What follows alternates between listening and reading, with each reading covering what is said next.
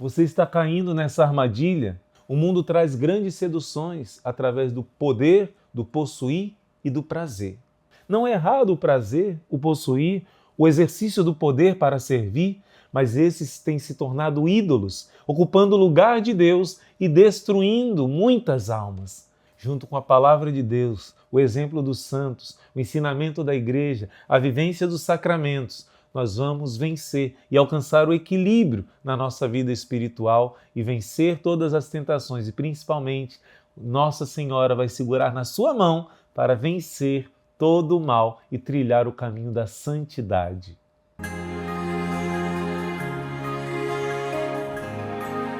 Em nome do Pai, e do Filho, e do Espírito Santo. Amém. Louvado seja nosso Senhor Jesus Cristo e sua Mãe Maria Santíssima. Sempre sejam louvados. Seja bem-vindo, seja bem-vinda ao nosso terceiro dia do caminho de consagração à Virgem Maria. Nós vamos da perfeita consagração à Virgem Maria, a Jesus por meio de Maria. E nós vamos hoje meditar sobre o mundo e os seus enganos. Vamos começar a adentrar naquilo que nós prometemos, meditando a primeira carta de São João, quais são as 3 inclinações que nós temos que combater, que o mundo tenta nos seduzir. Mas antes disso, nós vamos concluir o que ontem nós estávamos meditando sobre os últimos séculos, como foram tempos mais difíceis do que outros, como estão sendo agora, e também vamos responder aquilo que eu tinha prometido para você sobre o Padre Pio, uma profecia que o Padre Pio havia feito sobre quando seria o tempo do triunfo do Imaculado Coração de Maria. Então vamos cumprir essa promessa, né? O Frei Pietro Maria Pedalino, ele foi um frei que conviveu com o Padre Pio, conheceu o Padre Pio e no seu livro ele vai escrever que no início, na década de 60, 1963, mais ou menos, perguntaram ao Padre Pio, ele foi testemunha disso: Padre, quando será o triunfo do Imaculado Coração de Maria? E o padre, como que parou um instante, rezou e disse: eu e você não chegaremos a ver. E aponta para as crianças que estão ali brincando, entre 9 e 10 anos. Mas essas crianças verão. Crianças na década de 60 são os idosos dos tempos de hoje. Quem nasceu em 1953 eram essas crianças. Hoje tem, em 2025, por exemplo, tem pouco mais de 70 anos. Então, se o Padre Pio está dizendo que aquelas crianças verão, nossas crianças verão. Nós veremos o tempo do triunfo do Imaculado Coração de Maria. Um tempo prometido há muitos anos, um tempo de grande derramamento do Espírito Santo, um tempo que alguns grandes homens de Deus profetizaram que será melhor do que o primeiro milênio do cristianismo. Um tempo muito especial está chegando. O Padre Jonas Abib pregava muito sobre isso.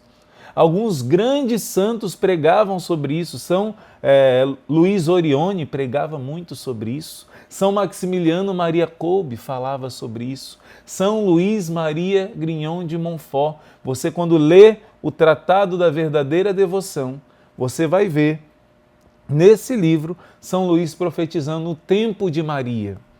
Um tempo de Maria que as almas vão amar tanto a Virgem Maria que o Espírito Santo vai realizar tantos prodígios, vai se derramar sobre a humanidade como nunca antes.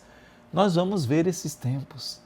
Mas Nossa Senhora tem dito nas aparições que antes o mundo precisa ser purificado. O mundo está vivenciando um dos piores tempos que ele já viveu. Mas, irmão Luiz Maria, quanta tecnologia, quanto avanço, mas a nível moral o homem está se assemelhando às bestas, aos animais. E aqui eu quero citar para você uma mensagem de Nossa Senhora através do Padre Gobi, no Movimento Sacerdotal Mariano, um movimento que engloba centenas de milhares de padres, que envolve não somente padres, mas envolve muitos bispos e até mesmo cardeais que fazem parte desse movimento. Nossa Senhora vai dizer: no dia 8 de dezembro de 1993. Esses são os anos do meu triunfo. Ela está confirmando o que o Padre Pio profetizou. Esses são os anos do meu triunfo, quer dizer, está chegando. Satanás enganou toda essa pobre humanidade, levando-a assim para longe de Deus e construindo para ela os ídolos da sua perversão: o prazer, o dinheiro, o orgulho, o egoísmo, o divertimento e a impureza. Isso se tornou deuses que a humanidade está adorando. Mas, irmão Luiz Maria, o divertimento é um pecado? Quando se torna um ídolo, é um pecado. O prazer é um pecado, todo prazer é pecado. Quando se torna um ídolo, o Deus da sua vida, quando se coloca à frente de Deus, como muitas pessoas ficam em casa no domingo para assistir Fórmula 1, para assistir esporte, quando deveria ir para a missa e depois pode assistir o seu esporte. Quando você coloca na frente de Deus qualquer coisa ou qualquer pessoa, isso se chama idolatria. Qualquer coisa que esteja na frente de Deus na sua vida, pois o primeiro mandamento diz para amarmos a Deus acima de tudo, porque Ele é o amor, Ele é a fonte do amor, Ele te deu a sua família, seu pai, sua mãe, seus irmãos, seus filhos. Ele é a fonte de todo bem. Se você coloca as criaturas no lugar do Criador, você é um idólatra. E Nossa Senhora diz que essa humanidade, o mundo nesses tempos de hoje, mais do que em outros tempos, caiu na idolatria. Por isso a humanidade está hoje ameaçada pela violência, pelo ódio, pela rebelião e pela guerra. Nesses anos vereis o grande castigo, com a qual a justiça de Deus purificará esse mundo. Vamos ver o triunfo, mas depois de um mundo purificado. Deus vai corrigir a maldade desse mundo. Deus vai varrer o mal desse mundo. Mas será uma grande prova. Nossa Senhora está avisando. E ela diz, Deus vai purificar esse mundo que se tornou, olha que palavra forte, esse mundo que se tornou mais de 1000 vezes pior do que no tempo do dilúvio. O mundo de hoje está mais de 1000 vezes pior que no tempo do dilúvio. E tão possuído pelos espíritos do mal. Então, Nossa Senhora está avisando que nós estamos vivendo a normalidade do pecado. Gente, coisas que a gente viu no século XX e agora no século XXI, coisas que em 2000 anos de igreja nunca foram consideradas coisas normais, hoje são consideradas coisas normais. Depois, principalmente da Revolução Sexual, que foi no fim da década de 60, depois da Revolução Sexual, o mundo começou a aceitar coisas pagãs, coisas que nunca antes seriam aceitas em 2000 anos de igreja. Então, por exemplo, a contracepção, matar criancinhas no ventre da mãe ser uma coisa normal, aceita por alguns que se dizem cristãos. Filho, filha, Nossa Senhora está avisando. Por exemplo, homens e mulheres juntos em lugares de banho com roupas íntimas. Isso se tornou normal hoje. Nunca em 2000 anos de igreja esse tipo de coisa foi normal. As roupas imodestas, como Nossa Senhora do Bom Sucesso avisou, que as pessoas iam perder o pudor na maneira de se vestir. Veja os 2000 anos de história de igreja e veja esses últimos 2 séculos, século XX e o século XXI. Como que as pessoas se vestem? Outros santos já profetizaram que a maneira de se vestir ia cair na degradação nos últimos tempos. Então, a reconstrução da família criada por Deus. Não, família não é aquilo que Deus disse que a humanidade sempre considerou. Vamos criar novos tipos de família. Nós estamos vivendo uma coisa que em 2000 anos não se via na igreja, não se considerava coisa normal. E hoje se quer considerar normal até por pessoas que se dizem de Deus. Então realmente estamos vivendo uma loucura. E Nossa Senhora nas aparições tem avisado que esse mundo vai ser purificado. Que quanto mais oração e penitência, mais será evitado o mal para esse mundo. Mas o mundo precisa ser purificado.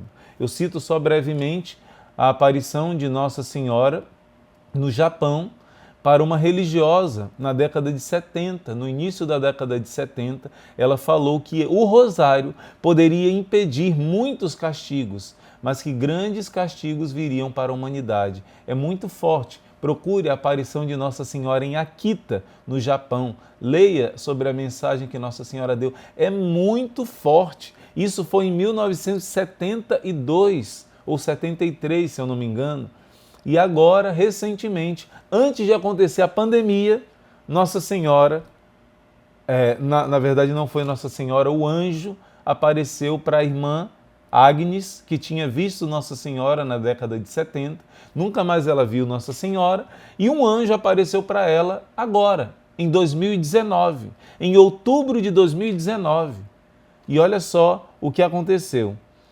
Essa aparição que foi, em 73, muitos anos atrás, agora a irmã já estava velhinha, com 88 anos, e o que aconteceu no dia 6 de outubro de 2019, a irmã teve a aparição de um anjo, 46 anos depois da aparição que foi reconhecida pela Igreja Católica, em Akita. A irmã Agnes, com 88 anos, teve uma nova revelação privada no dia 6 de outubro de 19, por volta de 3h30 da manhã.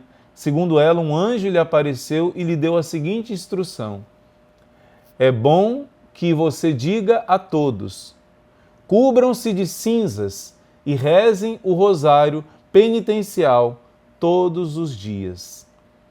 E você deve se tornar uma menina e oferecer sacrifícios todos os dias. Filho, filha, essa palavra é muito forte. Depois de 46 anos, a irmã novamente tem uma aparição.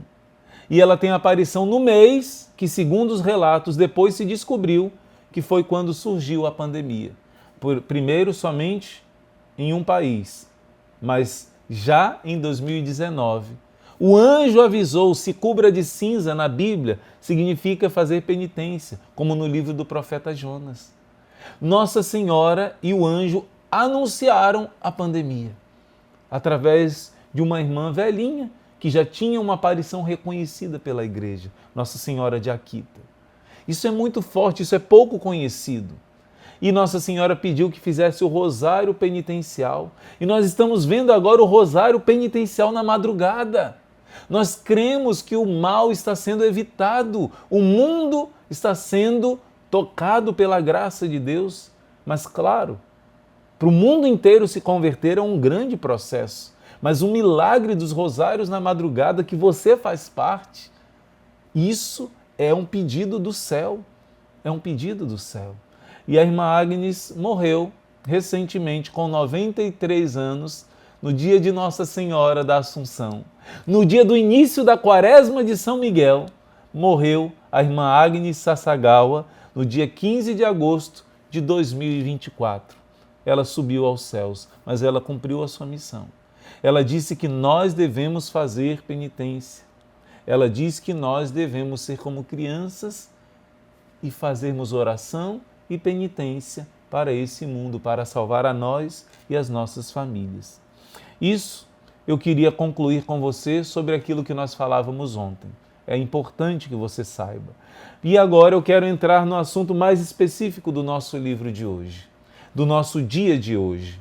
Na página 30 do nosso livro, o título: O Mundo e os Seus Enganos. E nesse título nós começamos aqui, já no segundo parágrafo, como eu havia prometido para você, toda a nossa meditação desses 12 dias estão sendo baseadas nessa palavra de 1 João, capítulo 2, de 16 a 17, que diz o seguinte: tudo aquilo que há no mundo. Olha, o apóstolo São João definiu com clareza em que se resume as obras mundanas.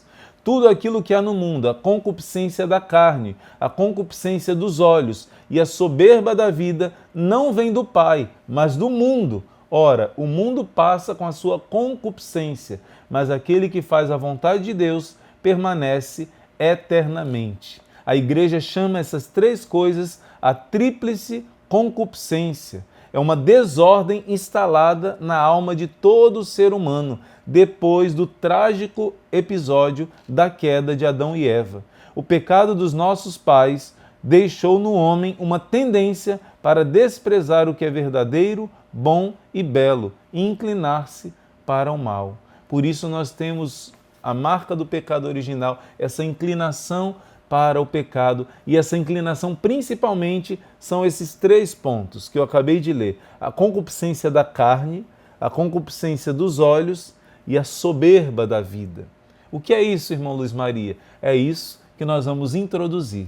Nos próximos dias nós vamos meditar sobre cada uma delas. Mas hoje eu quero explicar o que é essa tríplice tendência para o mal. O Catecismo da Igreja Católica chama a palavra concupiscência, essa fome de pecado, esse desejo de pecado, esse desejo do mal que infelizmente está instalado dentro de mim e dentro de você. Mas nós precisamos lutar. Deus vai coroar com a vitória aqueles que lutam. São os violentos que herdam o reino dos céus. Não violento contra o seu próximo, mas contra as suas inclinações ruins, contra o homem velho, a mulher velha que mora dentro de nós. E agora nós vamos aprender o que são essas 3 concupiscências. Eu vou facilitar para você entender. Nós costumamos chamar os 3 P's. Como assim 3 P's, irmão Luiz Maria? A letra P, P de pato, né? Por que 3 P's? O primeiro, concupiscência da carne, é o desejo insaciável, incontrolável e às vezes insano que nós temos do prazer. O segundo P é a concupiscência dos olhos, é o desejo incontrolável que nós temos de possuir bens materiais, coisas, pessoas, estar sob o nosso domínio. Prazer, possuir. E a terceira concupiscência, que a Bíblia chama a soberba da vida, é o desejo insaciável de poder, de mandar, de ser importante, de ser aplaudido, de ser valorizado, de o meu ego ser acariciado. Esses 3 P's, essas 3 inclinações para o mal, existem em todos nós. E se nós alimentamos, você já ouviu aquela historinha, temos dentro de nós 2 lobos que brigam dentro de si. Qual que vai vencer? Aquele que eu alimentar mais. Então dentro de nós existe essa luta contra esses 3 P's que existem dentro de nós. Não é errado o prazer, não é errado possuir algo, não é errado ter autoridade, o poder sobre algumas coisas que Deus te dá para você ter, mas dentro de nós existe um desequilíbrio, uma idolatria, uma tendência de idolatria insaciável do prazer, do possuir e do ego ser engrandecido e valorizado de uma maneira errada, desmedida. Então hoje nós vamos ver o problema, a raiz desse problema e o remédio para vencer esse problema. É importante que você anote a passagem bíblica, 1 João 2, 15 e 16. João está dizendo o que existe no mundo, o reinado dessas 3 coisas. O mundo grita, o importante é ter poder, o importante é possuir riquezas, o importante é o prazer. E esses são os 3 meios que o mundo usa os laços que o mundo usa, aproveitando a própria inclinação que existe no ser humano por causa do pecado, para escravizar, colocar na coleira os seus escravos. E quem é de Jesus Cristo vence essas três inclinações, esses 3 males que existem dentro de nós. O império da carne, o império da avareza, da escravidão das riquezas e o império da vaidade, do orgulho. Esse veneno entrou em nós no pecado original. Eu te convido de abrir a sua Bíblia em Gênesis capítulo 3. Gênesis capítulo 3, versículo 6. A mulher viu concupiscência dos olhos. Na verdade, aqui ainda não é a concupiscência dos olhos, aqui é a entrada de todas as concupiscências. O pecado original de Adão e Eva começou em Eva, quando ela se deixou levar por essas 3 inclinações. A serpente, aqui, que é a presença de Satanás, despertou em Eva essas três inclinações. Depois que ela conversa com a serpente, Jesus dizia para Santa Faustina assim: minha filha, você vence o inimigo porque você não inicia diálogo com a tentação. Você vence, você renuncia logo quando vem a tentação. E Jesus diz que Eva deu corda para a tentação, conversou com a tentação. Quando você está passando por uma tentação, não converse com ela, mande ela embora, renuncie, lute, né? Então Eva, depois de conversar com a serpente, foi amaciada a sua carne, vamos dizer assim, e, versículo 6, a mulher viu que a árvore era boa ao apetite, gosto, prazer, deve ser saborosa. Ela nunca tinha olhado daquele olhar, mas depois de conversar com a serpente, despertou nela esse desejo insaciável do prazer. Ela é boa para o apetite. Ela é formosa para a vista, concupiscência dos olhos. Primeiro a da carne, do prazer. Agora a concupiscência dos olhos. Ela é boa para eu ter ela. A minha vista olha, Jesus diz que se os seus olhos estão nas trevas, todo o seu corpo está nas trevas. Se os seus olhos são saudáveis, todo o seu corpo e a sua alma estará saudável. Eva ficou doente da vista, vamos dizer assim. Os olhos da alma de Eva agora cobiçaram possuir. Possuir, para ter prazer, eu preciso possuir. Então ela viu que era bela, formosa à vista. E por fim, que essa árvore era desejável para adquirir inteligência, discernimento. Ela queria ser alguém valorizada no seu ego, ser grande, ser poderosa. Quem tem o conhecimento tem o domínio, tem o poder. E Eva, aqui, ela quis ter o conhecimento do bem e do mal. Não precisaria conhecer o mal. Deus deu todo o bem que Eva precisava, mas ela quis ser ciência. A árvore da ciência do bem e do mal representa: eu digo o que é o certo e o que é errado. Representa uma independência de Deus. Representa que eu não vou fazer o que Deus, não é Deus que dita as regras para a minha vida. Não é o meu Criador, o meu Pai que me amou. Não. Sou eu que decido. Eu sou o dono do meu nariz e eu que digo o que é o bem, o que é o mal, o que é o certo, o que é errado. No fundo, aqui é um brado de independência de Deus, de rebeldia ao seu Criador. E por isso Eva conheceu o mal. E essas três inclinações entraram, quando fala que ela comeu o fruto, entraram dentro do corpo e da alma dela, e ela, que era ligada ao Espírito Santo de Deus, desobedeceu, cortou a ligação, caiu no pecado mortal. E agora o espírito do ser humano passou a ser dominado pelos seus instintos baixos. Em vez de dominar, ela se tornou dominada. Deus no Gênesis diz para o homem e a mulher dominarem sobre toda a criação. Eles eram os reis da criação, o homem e a mulher. Mas agora, quando eles se afastam de Deus, cortam a conexão com o Pai, o que acontece? O espírito do homem não está mais iluminado pelo Espírito de Deus. O espírito do homem é subjugado aos seus instintos naturais. E ele passa a ser viciado como os animais. Ele passa a ficar abaixo dos animais com os vícios e com os pecados. Então aqui entrou no ser humano essa tendência que o ser humano não consegue vencer sozinho. Desde Adão e Eva até Jesus Cristo chegar, nenhum ser humano conseguiu controlar esse desejo insaciável de pecar, de ser egoísta, de ser vaidoso, mentiroso, viciado, escravo de Satanás. Porque quando entrou o pecado, Satanás colocou uma coleirinha no ser humano. E o que Deus fez? Abandonou o ser humano? De modo nenhum. Gênesis 3,15, a primeira coisa que Deus faz quando o homem peca é prometer que vai vir uma nova Eva. Porém, inimizade entre ti, serpente, e a mulher, entre a tua descendência, a tua geração e a descendência dela. Ela te esmagará a cabeça e tu lhe ferirás o calcanhar. A descendência da mulher vai vencer o mal. Mas Deus não está falando de Eva.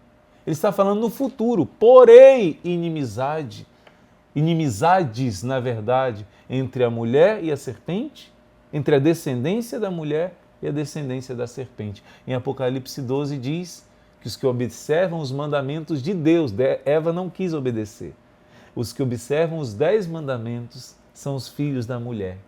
Os que negam os mandamentos são os filhos da serpente. Então, uma vez conversando com um pastor protestante, eu falei isso com ele. Eu disse, o senhor é filho da mulher ou da serpente? Ele disse, da mulher, é claro. E ele reconheceu que essa mulher é a Virgem Maria. Então, filhos, nós somos filhos da Virgem Maria, mas temos em nós essa inclinação. Deus fez a promessa, quando o homem caiu, a primeira coisa que ele fez é de uma descendência, de uma nova Eva, viria um novo Adão que iria esmagar a cabeça da serpente. Essas 3 inclinações que a serpente deixou dentro de nós. E quem é a descendência da mulher? Quem é o Salvador da humanidade? Quem foi o único que conseguiu amarrar o demônio? Jesus fala que o demônio é como um homem forte que conseguiu dominar a casa. E que ele, enquanto não chegar um outro mais forte do que ele não é vencido. Mas Jesus diz que ele chegou. E quando ele chega, ele amarra esse homem forte que é o demônio e ele toma as rédeas dessa casa que é o corpo humano. Jesus se fez homem, se fez carne. Foi o primeiro homem que conseguiu dominar as inclinações do pecado. Jesus era puro, Jesus era santo. Mesmo assumindo o corpo humano, Jesus não tinha carne desregulada, como nós temos por causa do pecado original. Mas Jesus passou por uma tentação de fora para dentro. O demônio tentou Jesus, então ele sentiu toda a tentação que nós sentimos que vem de dentro de nós por causa do pecado, mas ele venceu a tentação, as 3 inclinações de uma maneira suprema no momento da tentação do deserto. Não sei se você já parou para pensar que Jesus foi tentado no deserto 3 vezes, de 3 maneiras. Por que, irmão Luiz Maria? Justamente porque essas 3 concupiscências, a tríplice concupiscência, esses 3 P's, foram vencidos por Jesus. Na verdade, foram vencidos em definitivo. Quando ele é pregado, já parou para prestar atenção também? Que são 3 cravos que pregam Jesus na cruz, a mão direita, a mão esquerda e os pés. Também isso é um sinal das 3 concupiscências que foram pregadas na cruz, como está em Colossenses capítulo 1. Ali, o documento que nos condenava foi pregado na cruz. Quando Jesus foi pregado na cruz, ele pregou os nossos pecados nele. Ele pagou pelos nossos pecados. Então, na tentação do deserto, Jesus enfrenta essas 3 inclinações e na cruz do Calvário, Jesus termina de destruir Satanás e ressuscita, nos dando um novo corpo que nós recebemos. Ao ser batizados, somos revestidos de Cristo e ao comungar, nós comemos a carne do Cristo ressuscitado. O novo Adão se une ao nosso velho Adão. O novo Adão se une a nós e nós somos corpo de Cristo. Isso é grandioso, isso é imenso, isso é fabuloso. Então, presta bem atenção. Na tentação do deserto, Jesus é citado em Mateus 4, Lucas 4 e Marcos capítulo 1. Eu vou abrir somente um deles para você, mas você pode anotar. Mateus 4, Lucas 4 e Marcos capítulo 1. Vamos ler em Mateus. Mateus capítulo 4. Vamos ver as 3 tentações de Jesus. A primeira tentação: se és o Filho de Deus, versículo 3, manda essas pedras se transformarem em pão. E Jesus diz, está escrito, não só de pão vive o homem, mas de toda palavra que vem da boca de Deus. Eu quero que você entenda essa passagem. Jesus ficou 40 dias sem comer nada. Irmão, isso é impossível. A ciência diz que é impossível o ser humano ficar sem comer e sem beber água por 40 dias. Pois bem, alguns santos comprovadamente vivenciaram um jejum maior até do que o de Jesus. Comprovadamente, por exemplo, Beata Alexandrina Maria da Costa, durante 40 dias ela ficou vigiada pelos médicos, comprovado que ela não bebia, não comia, não urinava, não defecava, milagrosamente viveu só da Eucaristia por 13 anos. Então Jesus, que é o nosso Senhor, não conseguiria ficar 40 dias sem comer e sem beber? Jesus estava com muita fome. Mas sabe por que Jesus aguentou ficar 40 dias sem comer e sem beber? Porque ele teve a experiência de receber ali no batismo, quando João Batista derrama água sobre ele, vem o Espírito Santo, ele ouve a voz do Pai dizendo: eu te amo. Você já parou para perceber, para pensar que quando você é amado e quando você ama alguém, você nem sente dor. Você enfrenta um dragão para salvar sua família. Você enfrenta tudo quando você ama. Jesus recebeu ali o amor do Pai, que foi a sua força para sofrer os 40 dias de penitência. Mas no final, Satanás veio tentar. Mesmo sendo Deus, Jesus se humilhou. Foi um Deus feito homem e se sujeitou a essa tentação. E ele não tinha os poderes como Deus para usar de fazer milagres para o seu próprio benefício, senão as pessoas diriam: Jesus não era igual a nós em tudo, porque ele era Deus, então ele fazia milagres para o seu próprio benefício. Quando a Virgem Maria pede para ele transformar a água em vinho para os outros, ele transforma. Quando é para o bem dos outros, mas não para ele próprio. Mas Satanás diz: você é o Filho de Deus, manda essa pedra virar pão. Então ali Jesus está no extremo da necessidade da alimentação. E Jesus vence a nossa escravidão do prazer. Jesus diz: nem só de pão vive o homem, mas da palavra. Primeiro P foi esmagado. O segundo P, agora o diabo levou a cidade santa e colocou sobre o lugar mais alto do templo. Se és o Filho de Deus, te joga para baixo, porque está escrito: ele dará ordem aos seus anjos a teu respeito, e te tomarão pelas mãos, para que não tropeces em nenhuma pedra. Jesus respondeu: também está escrito: não tentarás o Senhor teu Deus. Quer dizer, o diabo estava dizendo: se você pular daqui, os anjos te sustentarem, você vai provar para todos que você é o Filho de Deus. E vão te reconhecer, vão te aplaudir, vão te valorizar. E Jesus disse: não tentarás o Senhor teu Deus. Segundo P é esmagado, o da vaidade, o do orgulho, do querer ser reconhecido e aparecer. E o terceiro, quando Satanás vai levá-lo a um monte muito alto e mostrar em espírito todos os reinos do mundo, com seu esplendor, e disse-lhe: tudo isso eu te darei se prostrado me adorares. Olha a ousadia do demônio. Aí Jesus disse: vai-te, Satanás, porque está escrito: ao Senhor teu Deus adorarás, e só a Ele prestarás culto. Eu já vi algumas meditações de alguns santos sobre essa tentação. Não é que o diabo estava oferecendo uma coisa de uma forma assim, sem inteligência, não.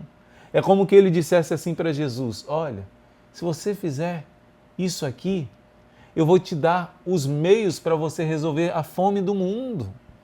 Para você resolver todos os problemas, você vai poder ter todo o poder nas suas mãos. Então aqui, embora ele fale de possuir todo o poder, aqui é especificamente o possuir. O demônio está tentando de você ter muitas coisas para ajudar os outros. Faça só uma desonestidade, aceita essa propina, aceita você, como que eu posso dizer, você sonegar impostos, aceita uma mentira, mas é para um bem maior. Aceita fazer isso de errado, porque aí você vai ter dinheiro, não só para você, principalmente para ajudar os outros, mas fica alguma coisa para você. Hoje o diabo faz a mesma coisa de uma maneira sutil. Ele diz: se você se ajoelhar, eu te dou tudo isso. Você vai poder fazer esmola para quantas pessoas com fome vão ser ajudadas? Quantas pessoas que estão sofrendo? Quantos hospitais vão ser melhorados? Basta você desobedecer só um pouquinho à lei de Deus. Jesus diz: vai embora, Satanás. Essas três tentações que Jesus venceu, hoje ainda se repetem nas nossas vidas. O demônio quer nos fazer escravo do possuir, do prazer e do poder. E um consagrado a Nossa Senhora toma posse da vitória de Cristo. Cristo já venceu por nós, não só no deserto, mas na cruz. Jesus venceu essas três tentações. Jesus esmagou o demônio da idolatria, do prazer, do possuir e do poder. Jesus já nos deu a vitória. Nós precisamos tomar posse dessa vitória. Mas, irmão Luiz Maria, basta ter fé? Basta acreditar em Jesus e eu posso pecar à vontade, porque Ele já pagou por mim? Então basta, tem gente que diz isso. Você já ouviu falar?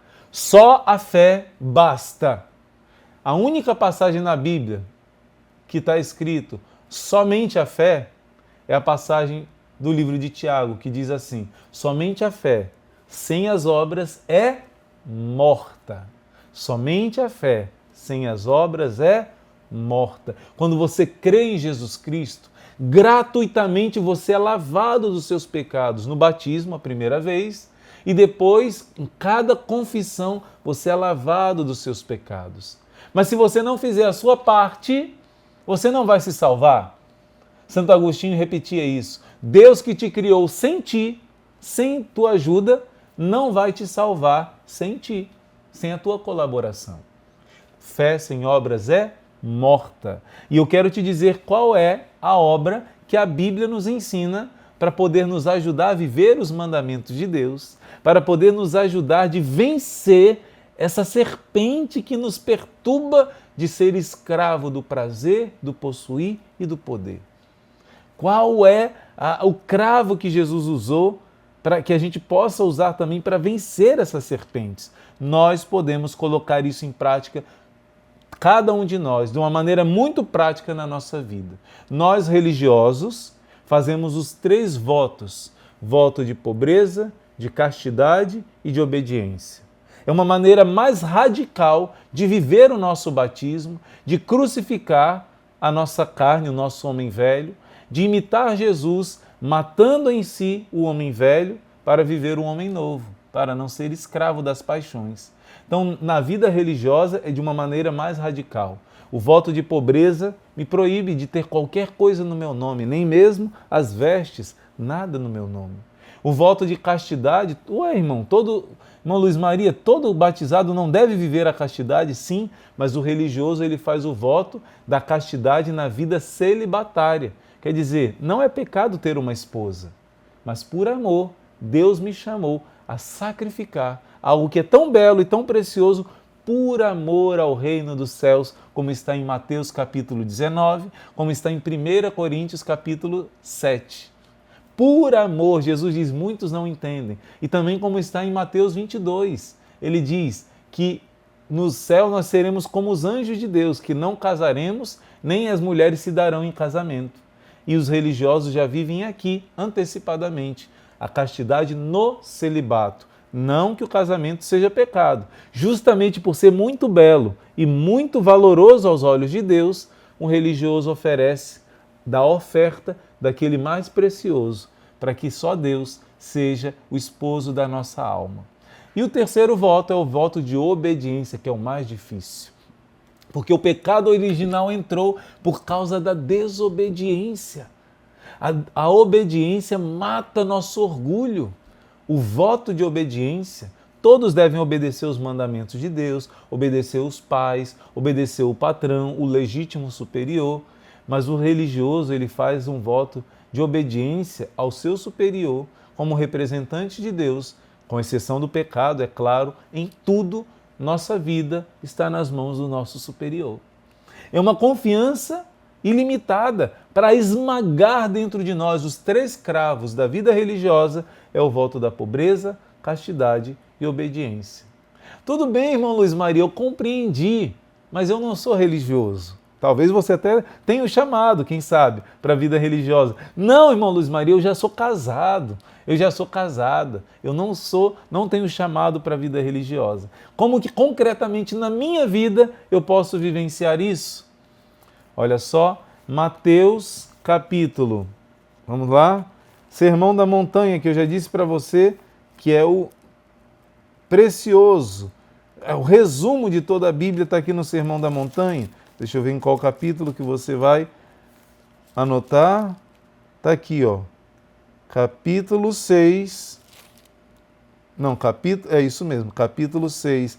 Todo o início do capítulo 6. Ele vai ensinar o Pai Nosso e logo em seguida ele vai ensinar como deve orar, como deve jejuar e como deve dar esmola. é o capítulo 6, desde o início até o versículo 23.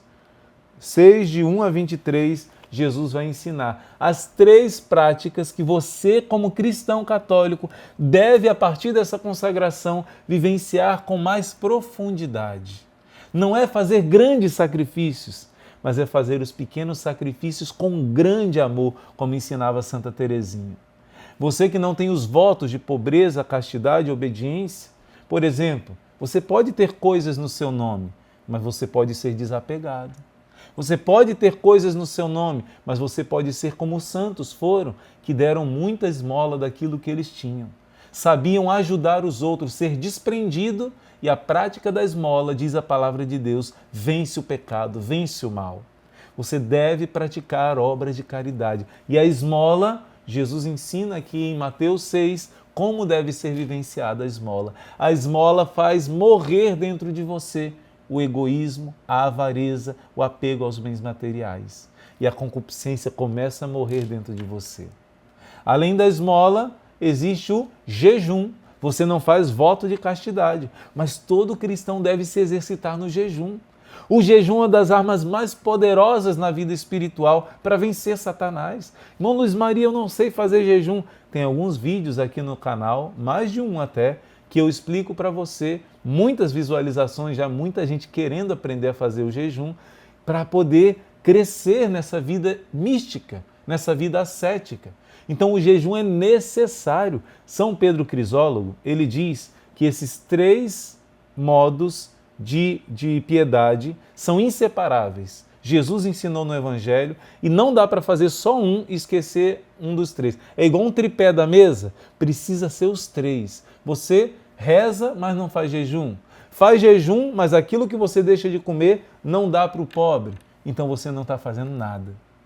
A Bíblia está nos ensinando, e os santos da igreja, doutor da igreja, São Pedro Crisólogo diz, você deve fazer os 3.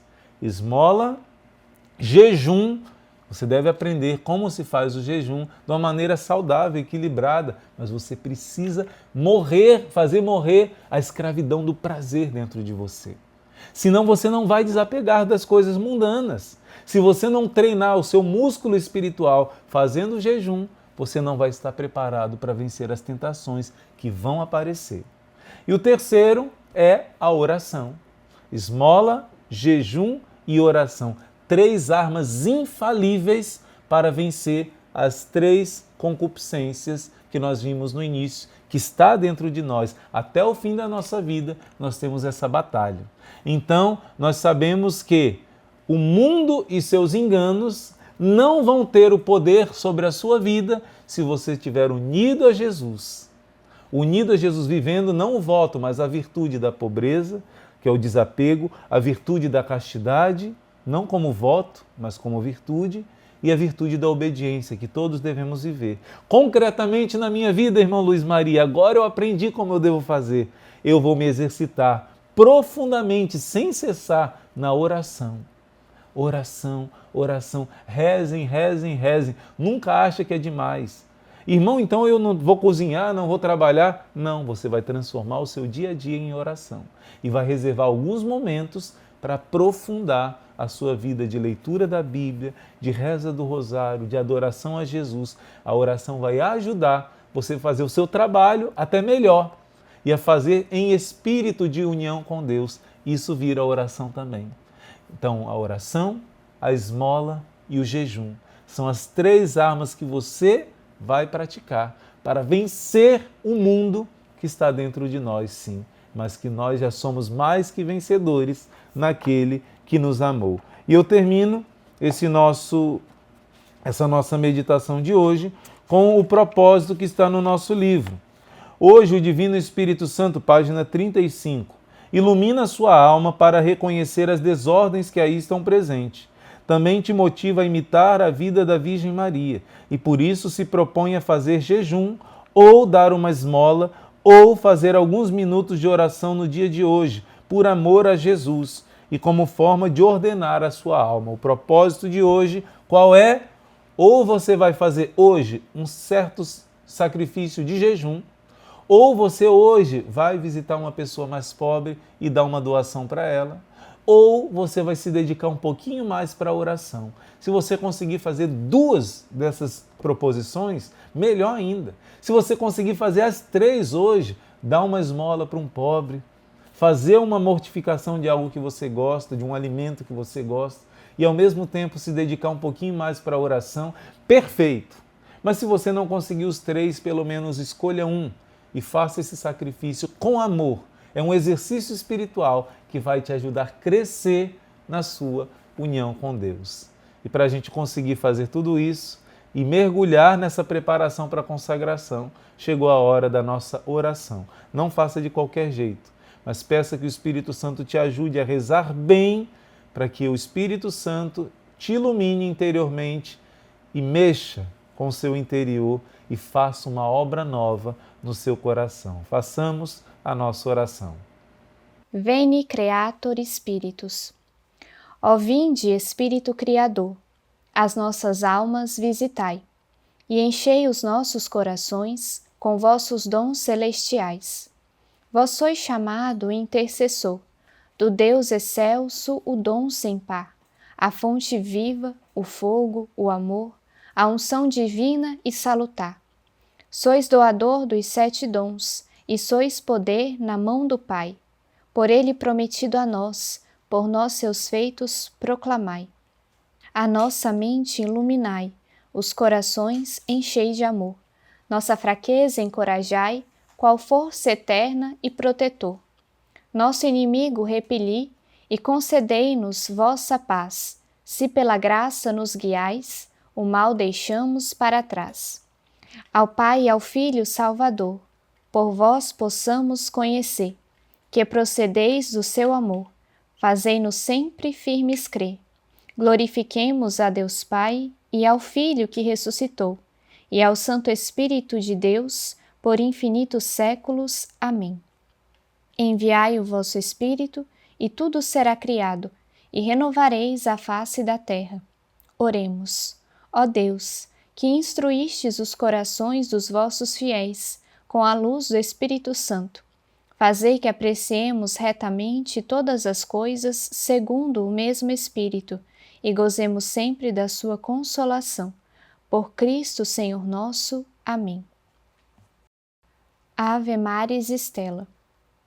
Ave do mar estrela, bendita Mãe de Deus, fecunda e sempre virgem, portal feliz do céu. Ouvindo aquele ave do anjo Gabriel, mudando de Eva o nome, trazei-nos paz do céu. Ao cego iluminai, e ao réu livrai também. De todo o mal guardai-nos, e dai-nos todo o bem. Mostrai ser nossa mãe, levando a nossa voz, a quem por nós nascido, dignou-se vir de vós. Suave mais que todas, ó Virgem sem igual, fazei-nos mansos puros, guardai-nos contra o mal. Ó dai-nos vida pura, guiai-nos para a luz, e um dia ao vosso lado possamos ver Jesus. Louvor a Deus o Pai, e ao Filho o sumo bem, com seu divino Espírito, agora e sempre. Amém.